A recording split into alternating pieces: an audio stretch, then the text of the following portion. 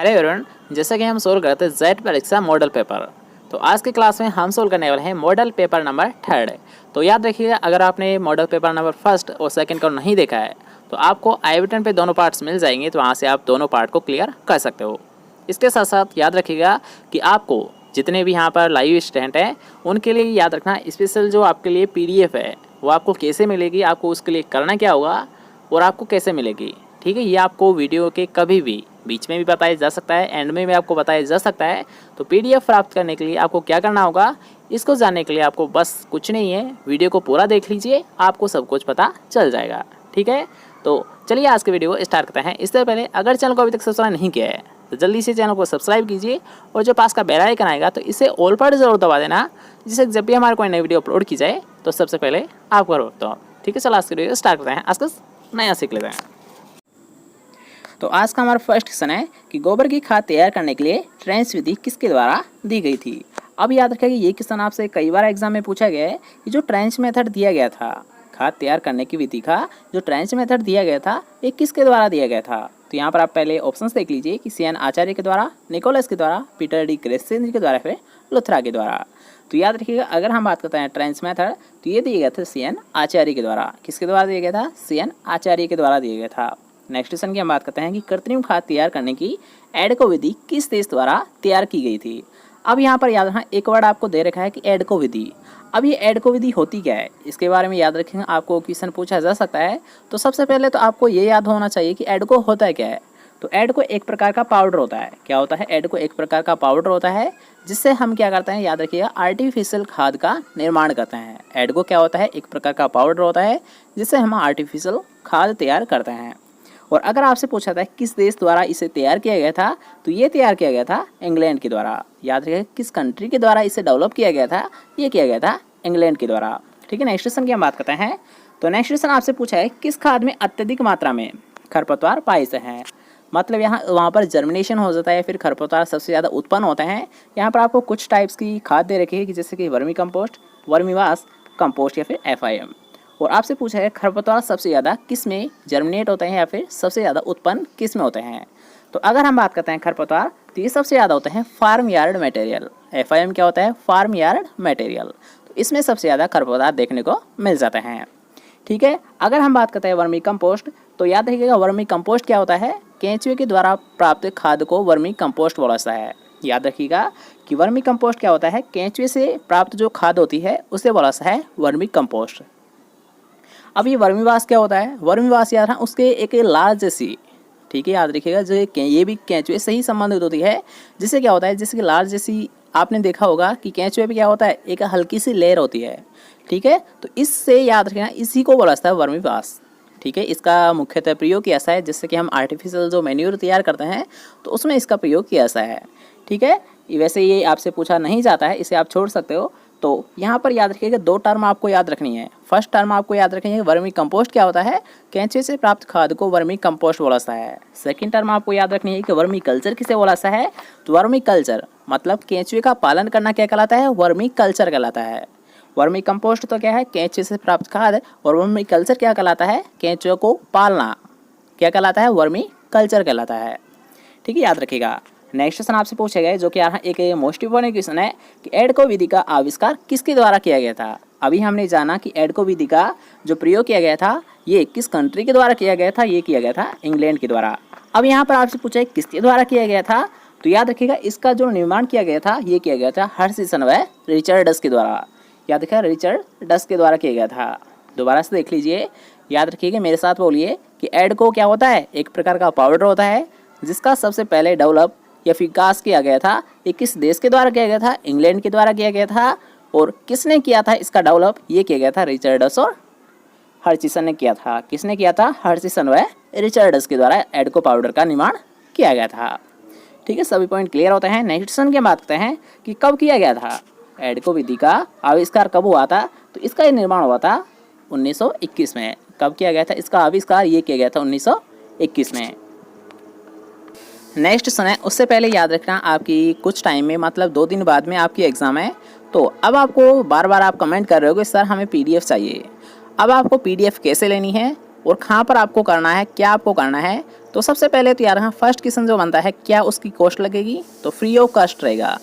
याद रखना कोई भी आपके लिए एक्स्ट्रा चार्ज नहीं लगेगा, फ्री में मिलेगी। लेकिन कैसे मिलेगी ये आप वीडियो को एंड तक देखिए, आपको बता दिया जाएगा। ठीक है, याद रखिएगा फ्री ऑफ कॉस्ट है। आपको PDF स्पेशली एग्ज़ाम के लिए दी जाएगी, जिससे कि आपको कुछ क्वेश्चंस उनसे भी मिल जाए और आपको कुछ बेनिफिट भी हो सके। ठीक है, तो अब इसके लिए आपको करना क्या है, तो कुछ नहीं है, बस वीडियो को आपको एंड तक देख लीजिए, आपको पता चल जाएगा आपको करना क्या होगा। ठीक है, तो हम बात करते हैं नेक्स्ट क्वेश्चन की। तो नेक्स्ट क्वेश्चन आपसे पूछा गया है कि निम्न लेपित यूरिया या स्लो रिलीज नाइट्रोजन उर्वरक निम्न में से किस जीवाणु की सक्रियता को प्रभावित करता है। मतलब यार किसकी, ऐसा कौन सा बैक्टीरिया है जिसकी जो सक्रिय होती है, जिसकी एक्टिविटी होती है, उसको ये इफेक्ट करता है। तो इसे भी हम डायरेक्ट क्लियर करेंगे कि यहाँ पर आपसे पूछा है नीम लेपित यूरिया। ठीक है, सामान्य नहीं है बल्कि कौन सा यूरिया, ये नीम लेपित यूरिया होता है, मतलब कोटेड यूरिया होता है। ठीक है, याद रखिएगा एक सिंपल यूरिया होता है जिसका हम सामान्यतः प्रयोग करते हैं, एक होता है कोटेड यूरिया होता है। ठीक है, तो यहाँ पर उसी के बारे में पूछा गया है कि जो कोटेड यूरिया होता है तो ये किस जीवाणु की सक्रियता को प्रभावित करता है। अब याद रखिएगा ये किसकी करता है, ये करता है नाइट्रोसोमोनास की करता है। याद रखिएगा नाइट्रोसोमोनास जो बैक्टीरिया होता है तो इसकी सक्रियता को ये प्रभावित करता है। नेक्स्ट क्वेश्चन की बात करते हैं। नेक्स्ट क्वेश्चन आपसे पूछा गया है कि खाद बनाने की कौन सी विधि शहरी क्षेत्रों के लिए उपयुक्त है। ठीक है, यहाँ पर आपको स्पेशली पूछा गया है कि शहरी क्षेत्रों के लिए कौन सी विधि को अपनाया जाता है। तो इसे भी हम डायरेक्ट क्लियर करेंगे, यार हम बेंगलोर विधि को यूज़ करते हैं। याद रखिएगा अगर आपसे पूछा जाता है शहरी क्षेत्रों के लिए किस मेथड को हम यूज़ करते हैं, तो किसका प्रयोग किया है, वो किया है बेंगलोर विधि का प्रयोग किया है। ओके, नेक्स्ट क्वेश्चन की बात करते हैं। नेक्स्ट क्वेश्चन एक अच्छा क्वेश्चन है कि निम्न में से ग्रीन मैन्यूरिंग हेतु उपयुक्त फसल कौन सी होती है, कि कपास होती है, गन्ना होती है, चावल होती है, फिर सनई होती है। तो अगर हम बात करते हैं, याद रखिएगा ग्रीन मैन्यूरिंग, तो ग्रीन मैन्यूरिंग मतलब हरी खाद बनाने के लिए। तो हरी खाद बनाने के लिए किसका प्रयोग किया है, सनई का प्रयोग किया है। हरी खाद किससे प्राप्त की जाती है, सनई से प्राप्त की जाती है। या फिर यहाँ पर आप ऑप्शन देख सकते हो कि यहाँ तो ऑप्शंस के अकॉर्डिंग राइट आंसर क्या है, सनई होता है। लेकिन सबसे ज़्यादा जो हरी खाद तैयार की जाती है इस सनई और ढैंचा से प्राप्त की जाती है। किस किस से तैयार की जाती है, सनई और ढैंचा से प्राप्त की जाती है। नेक्स्ट क्वेश्चन की हम बात करते हैं। नेक्स्ट क्वेश्चन आपसे पूछा गया है कि निम्न में से सहजीवी सिम्बायोटिक जीव नहीं है। ठीक है, यहाँ पर आपसे पूछा है सहजीवी कौन सा नहीं है। तो यहाँ पर आप पहले ऑप्शंस देख लीजिए कि राइजोबियम, BGA, फ्रैंकिया, फिर एजिटोबैक्टर।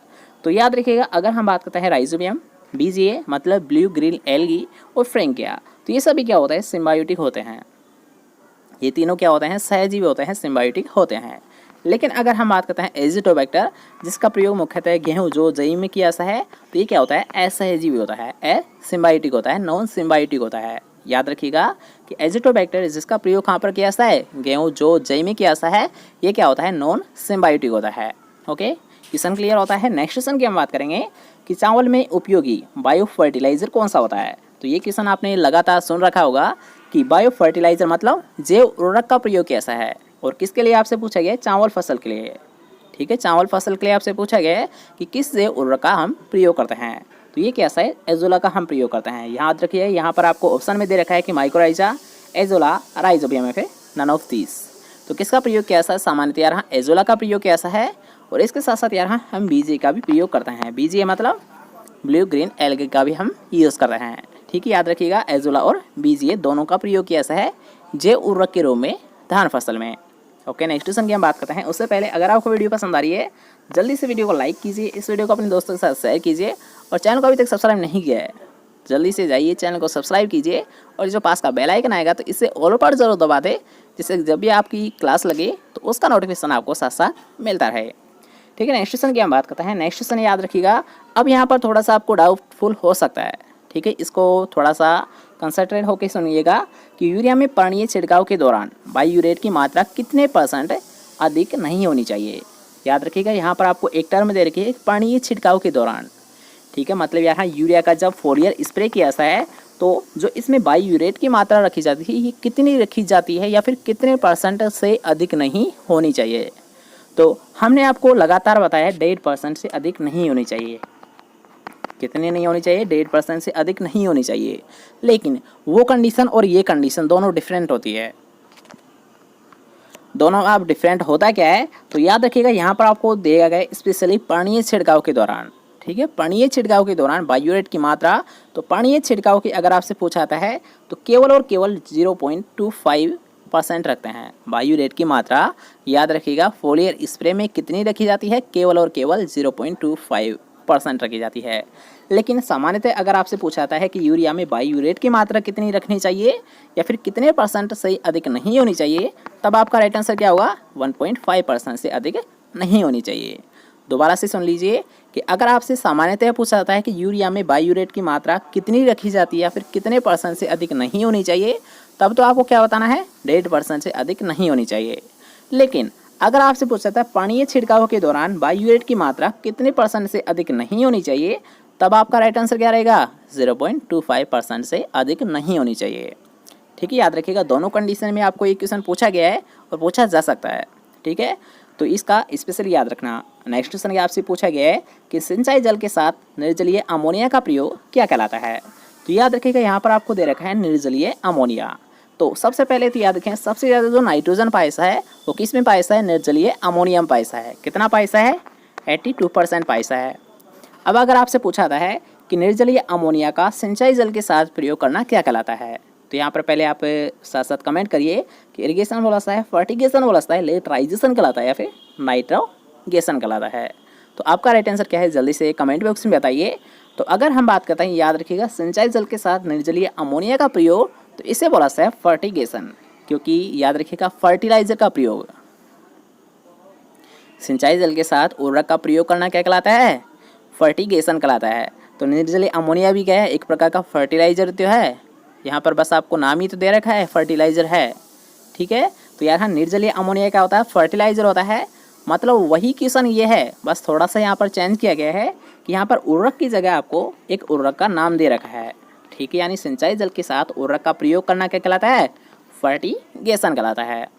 ओके, नेक्स्ट क्वेश्चन की हम बात करते हैं। नेक्स्ट क्वेश्चन आपसे पूछा गया है कि निम्न में से किसे झूठा सोना कहा जाता है। ठीक है, झूठा नहीं है बल्कि झूठा सोना है, फाल्स सोना। ठीक है, तो झूठा सोना किसे बोला जाता है, आयरन पायराइट्स को बोला जाता है। मतलब आयरन पायराइट्स का फॉर्मूला क्या होता है, Fe2। मतलब सिंबल क्या होता है आयरन पायराइट्स का, ये होता है Fe2। और झूठा सोना किसे बोला जाता है, Fe2 को ही बोला जाता है। आयरन पायराइट को झूठा सोना के नाम से जाना जाता है। नेक्स्ट क्वेश्चन आपसे पूछा गया है कि दलहन व तिलहनी फसलों हेतु निम्न में से कौन सल्फर का सबसे सस्ता उर्वरक होता है। ठीक है, यहाँ पर आपको दोनों के लिए पूछा गया है कि दलहन और तिलहनी फसलों के लिए सल्फर के हम किसका यूज़ करते हैं सामान्यतः।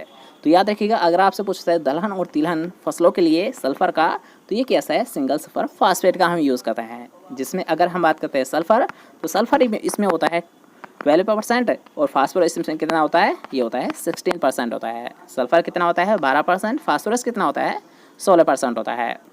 नेक्स्ट क्वेश्चन की हम बात करते हैं। नेक्स्ट क्वेश्चन आपसे पूछा गया है कि सबसे अधिक अम्ल उत्पादक उर्वरक कौन सा है। तो यहाँ पर पहले आप ऑप्शंस देख लीजिए कि यूरिया होता है, अमोनियम नाइट्रेट होता है, अमोनियम सल्फेट होता है, फिर कैन या किसान खाद होता है। अब याद रखिए इस क्वेश्चन में आपको मुख्यतः 2 क्वेश्चन देखने को मिल रहे हैं। सबसे पहले तो यार किसान खाद किसे बोला जाता है। ठीक है, ये सामान्यतः क्वेश्चन है, कॉमन क्वेश्चन है, आपसे पूछा जा सकता है कि किसान खाद किसे बोला जाता है, कैन को बोला जाता है। अभी कैन होता क्या है कि कैल्शियम अमोनियम नाइट्रेट।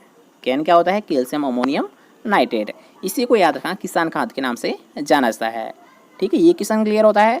अब आते हैं हमारे मेन क्वेश्चन पर। इसमें आपसे पूछा गया कि सबसे अधिक अम्ल उत्पादक उर्वरक कौन सा होता है। तो कौन सा होता है, ये होता है अमोनियम नाइट्रेट होता है। सल्फेट नहीं होता बल्कि अमोनियम नाइट्रेट होता है। अब यहाँ पर आपसे पूछे उत्पादक उर्वरक है, इसका मतलब आप क्या समझ रहे हो, मतलब ऐसा कौन सा उर्वरक है यहाँ पर जिसका प्रयोग हम खेत में लगातार करते हैं, तो उससे क्या होता है, खेत में क्या हो जाती है, एसिडिटी मतलब अम्लीयता उत्पन्न हो जाती है, जर्मिनेट हो जाती है। तो उसे ही बोला जाता है यहाँ अम्ल उत्पादक उर्वरक। तो कौन सा होता है, अमोनियम नाइट्रेट होता है। ठीक है, याद रखिएगा। नेक्स्ट क्वेश्चन की हम बात करेंगे। तो नेक्स्ट क्वेश्चन आपसे पूछा है निम्न में से खड़ी फसल के लिए, निम्न में से खड़ी फसल के किस उर्वरक के छिड़काव से तिलहनी फसलों में तेल की वृद्धि की जा सकती है। ठीक है, यहाँ पर पूछा गया तेल की वृद्धि किसके द्वारा की जा सकती है। तो इसे हम डायरेक्ट क्लियर करेंगे। यहाँ थायो यूरिया का प्रयोग कैसा है, तेल की वृद्धि के लिए किस उर्वरक का प्रयोग कैसा है, किस उर्वरक का, किस फर्टिलाइजर का स्प्रे कैसा है, वो कैसा है, थायो यूरिया का कैसा है। ठीक है, याद रखिएगा। अब यहाँ पर आपको एक ऑप्शन देखने को मिल रहा है, एक लाइन आपको यहाँ पर देखने को मिल रही है, इसी से एक सेकंड क्वेश्चन बन जाता है। वो क्या बनता है, याद रखिएगा कि खड़ी फसल में उर्वरक का प्रयोग करना क्या कहलाता है। खड़ी फसल में उर्वरक का प्रयोग करना क्या कहलाता है, तो उसे बोला था यार हाँ टॉप ड्रेसिंग।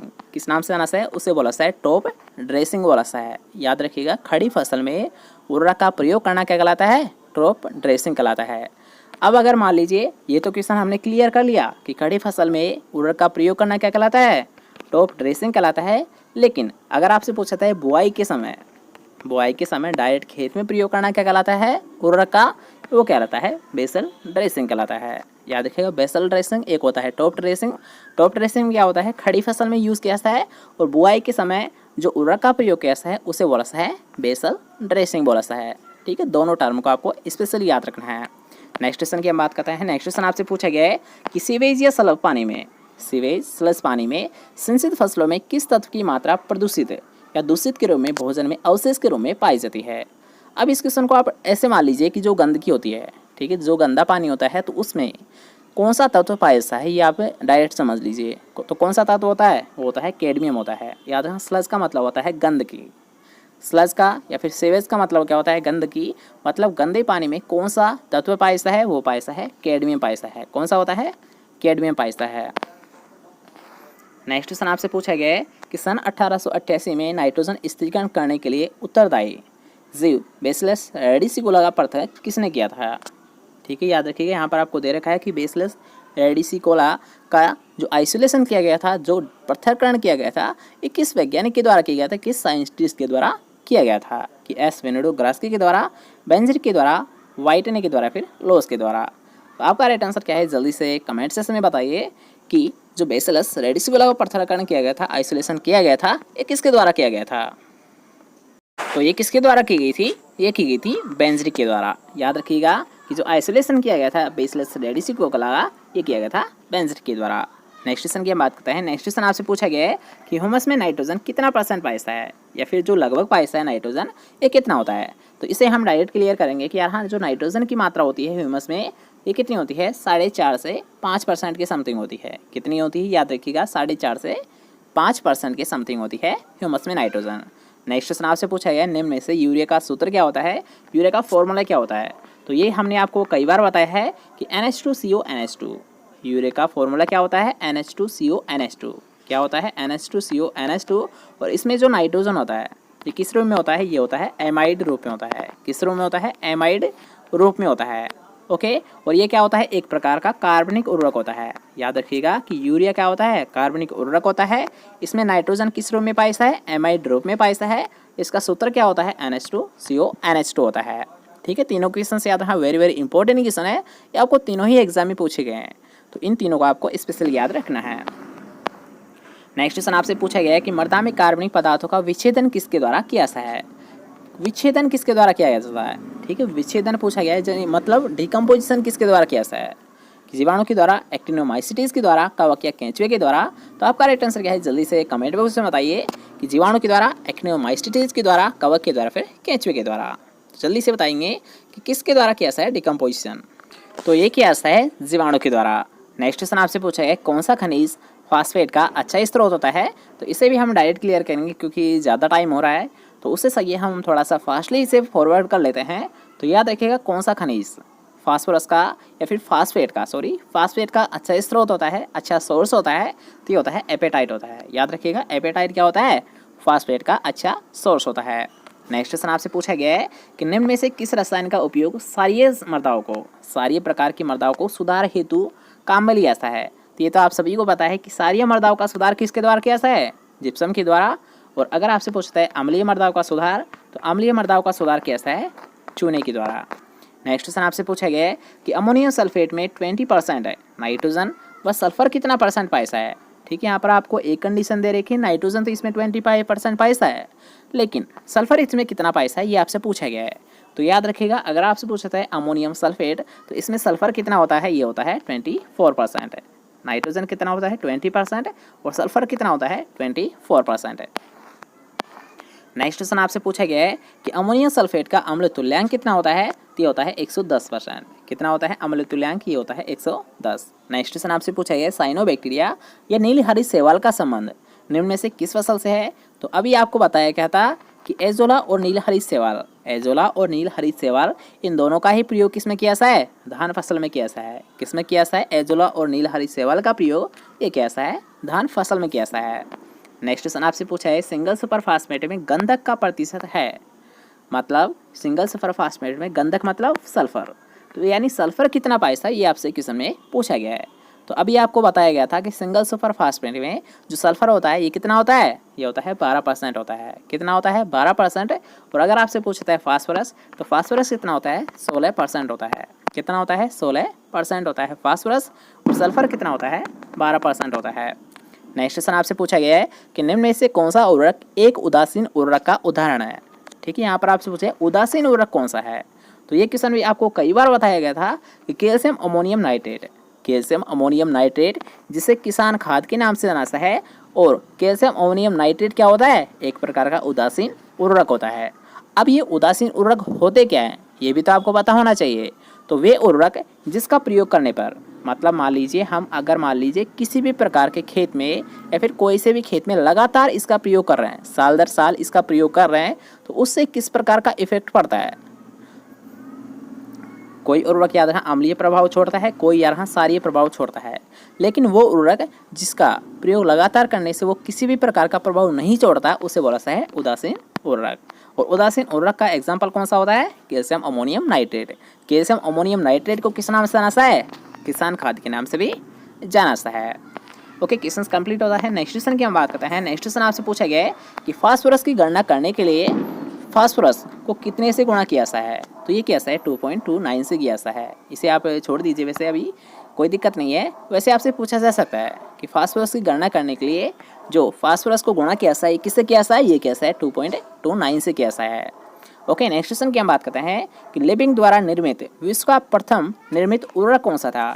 तो यहाँ पर पूछा गया पूरे वर्ल्ड का फर्स्ट उर्वरक कौन सा था, तो वो कौन सा था यार, हाँ सिंगल सुपर फास्फेट था। याद रखिएगा विश्व का प्रथम निर्मित उर्वरक कौन सा था, सिंगल सुपर फास्फेट था। नेक्स्ट क्वेश्चन आपसे पूछा गया आयरन पायरेट्स में कितने प्रतिशत सल्फर पाया है, तो ये पाया है 22 से 24% है। ठीक है, याद रखिएगा कितना पाया है 22 से 24% है। नेक्स्ट क्वेश्चन यार एक वेरी इंपॉर्टेंट क्वेश्चन है, याद रखिएगा इसे आप नोट कर लीजिए चाहिए, बेशक याद रखिएगा ये एक मोस्ट इंपॉर्टेंट क्वेश्चन है कि निम्न में से किस में क्लोराइड उर्वरक का उपयोग नहीं किया जाता है। क्लोराइड उर्वरक का प्रयोग नहीं किया जाता है तो कौन कौन सी फसल होती है, आलू तंबाकू दोनों या फिर इनमें से कोई नहीं। याद रखिएगा एक सिलेक्टेड क्वेश्चन है, आपसे पूछा जा सकता है कि ऐसी कौन सी फसल है जिसमें क्लोराइड उर्वरक का प्रयोग नहीं किया जाता है, तो वो याद रखना आलू और तंबाकू दोनों ही होती है। राइट आंसर कौन सा है, थर्ड ऑप्शन, क्योंकि याद रखिएगा जो क्लोराइड उर्वरक का प्रयोग है ये आलू और तंबाकू में बिल्कुल निषेध है, प्रतिबंध है। क्यों है, क्योंकि यार हाँ ये इनकी क्वालिटी को डैमेज कर देते हैं। याद रखिएगा क्यों नहीं करते हैं क्लोराइड उर्वरक का प्रयोग आलू और तंबाकू में, क्योंकि ये इनकी क्वांटिटी मतलब यार हाँ क्वालिटी को करते हैं, इनकी गुणवत्ता को खराब कर देते हैं। क्या करते हैं ये, इनकी गुणवत्ता को खराब कर देते हैं, इसलिए यार हाँ क्लोराइड उर्वरक का प्रयोग आलू और तंबाकू में बिल्कुल भी नहीं किया जाता है। ठीक है, याद रखिएगा। नेक्स्ट क्वेश्चन आपसे पूछा गया है कि अमोनिया में नाइट्रेट परिवर्तन होना क्या कहलाता है, तो अमोनिया का नाइट्रेट में परिवर्तन होना याद रखिएगा नाइट्रीकरण कहलाता है। अमोनिया का नाइट्रेट में परिवर्तित होना क्या कहलाता है, नाइट्रीकरण कहलाता है। नेक्स्ट क्वेश्चन आपसे पूछा गया है सेपोनिन नामक हानिकारक तत्व निम्न में से किसकी खली में पाया है, तो याद रखिएगा सेपोनिन किस में पाया है, आप तो डायरेक्ट याद रखिएगा, ये भी एक मोस्ट इंपॉर्टेंट क्वेश्चन है कि सेपोनिन नामक हानिकारक तत्व किस में पाया है, किसकी खली में पाया है, ये पाया है महुआ की खली में पाया है। सेपोनिन नामक जो हानिकारक तत्व होता है ये किसकी खली में पाया है, ये पाया है महुआ की खली में पाया है।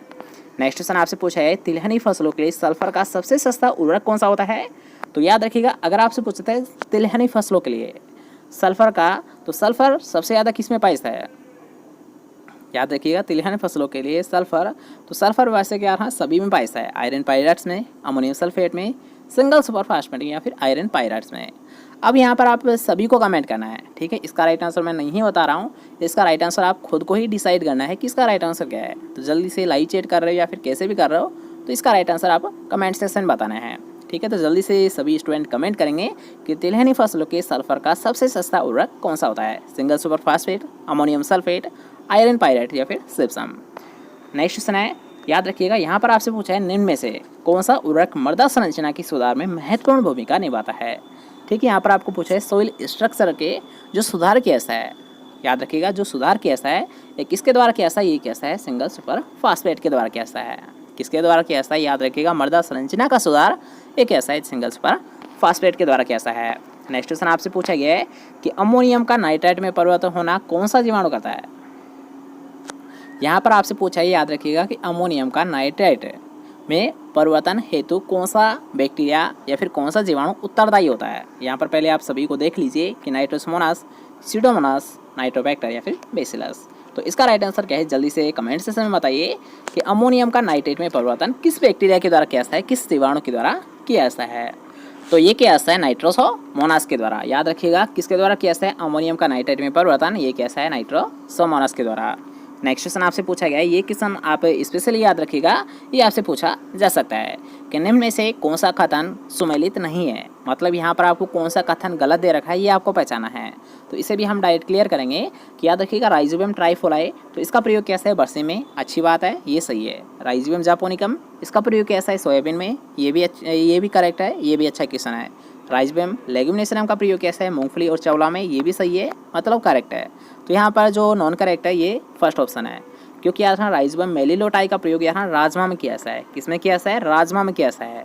अब याद रखिएगा ये चारों ऑप्शन यहाँ पर दे रखे हैं ना, इन सभी को आप अभी से नोट कर लीजिए, याद रखना अभी आप नोट कर लीजिए, क्योंकि इन चारों में से आपको कोई ना कोई तो मिल ही जाएगा, ये तो पक्का है। ठीक है, याद रखिएगा ये मोस्ट इंपॉर्टेंट क्वेश्चन है, इन चारों में से आपको लगभग एक क्वेश्चन तो पक्का मिल जाएगा जेट एग्जाम में। ठीक है, तो जल्दी से चारों को नोट कर लीजिए कि राइजोबियम मेलिलोटाई का प्रयोग कहाँ पर कैसा है, राजमा के लिए कैसा है। राइजोबियम ट्राइफोलाई का प्रयोग किसमें किया जाता है, बरसीम में किया जाता है। राइजोबियम जापोनिकम का प्रयोग किसमें किया जाता है, सोयाबीन फसल में किया जाता है। राइजोबियम लेग्यूमिनेशियम का प्रयोग किसमें किया जाता है, मूंगफली और चवला में किया जाता है। ठीक है, इन चारों को आप नोट कर लीजिए, चारों मोस्ट इंपॉर्टेंट है। नेक्स्ट क्वेश्चन की हम बात करते हैं। नेक्स्ट क्वेश्चन एक अच्छा क्वेश्चन है कि थायोयूरिया का उपयोग किस फसल में सुषुप्तकालीनता को तोड़ने के लिए कैसा है। तो आप सभी को पता है इस क्वेश्चन का, ठीक है, ये भी एक वेरी वेरी इंपॉर्टेंट क्वेश्चन है, एक सेलेक्टेड क्वेश्चन है कि थायोयूरिया का प्रयोग किस फसल की डोरमेंसी को तोड़ने के लिए किया जाता है। तो कौन सा होता है, आलू होता है, क्योंकि याद रखिएगा आलू की डोरमेंसी मतलब सुषुप्तावस्था को तोड़ने के लिए किसका प्रयोग कैसा है, थायोयूरिया का प्रयोग कैसा है। दोबारा से देख लीजिए, एक वेरी वेरी इंपॉर्टेंट क्वेश्चन है कि आलू की सुषुप्तावस्था को तोड़ने के लिए किसका प्रयोग कैसा है, थायोयूरिया का प्रयोग कैसा है। किसका प्रयोग कैसा है, थायोयूरिया का प्रयोग कैसा है। नेक्स्ट क्वेश्चन है जो कि आज का हमारा लास्ट क्वेश्चन रहने वाला है कि किस प्रकार के उर्वरकों के लिए भारत पूर्ण रूप से आयात पर निर्भर है। आयात पर मतलब यहाँ पर उसका बिल्कुल भी प्रोडक्शन नहीं लिया जाता है। तो वो कौन सा होता है, किस प्रकार के उर्वरक होते हैं जिनका प्रोडक्शन यहाँ पर नहीं किया जाता है टोटल इंडिया में। तो होते हैं, याद रखिएगा, पोटासिक उर्वरक। किस प्रकार के उर्वरक होते हैं जिनका यहाँ पर बिल्कुल भी प्रोडक्शन नहीं लिया जाता है, केवल और केवल इम्पोर्ट पर डिपेंड होते हैं। तो वो कौन से होते हैं, पोटासिक उर्वरक होते हैं। ठीक है, याद रखिएगा। अब यहाँ पर आपको शुरुआत में एक बात बताई गई थी कि आपको PDF चाहिए, तो आपको करना क्या होगा।